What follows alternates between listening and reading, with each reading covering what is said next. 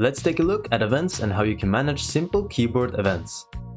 As usual, I'll pick up the code from where we left off in the last tutorial.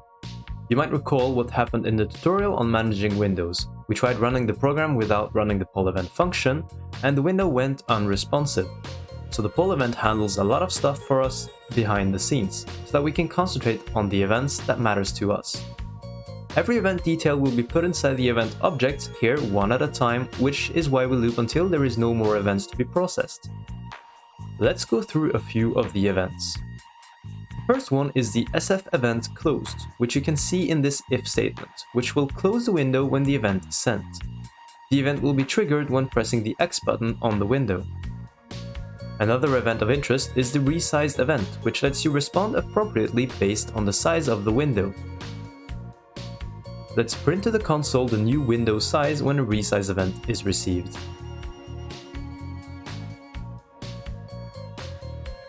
Using the lost focus and the gained focus, we can easily pause the game and resume it, or in our case, just print hello or bye to the screen.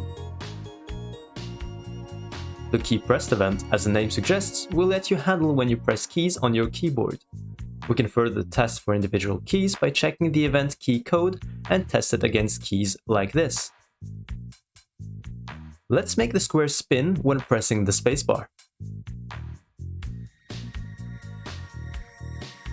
As you may notice, the event only fires when you press the button. So let's make a boolean that we set to true when the spacebar gets pressed, and we can turn it back to false if we receive a key released event. That way, it will spin continuously until the key is released. You can also handle events for the mouse position with the mouse moved event, and you can get the specific coordinates this way.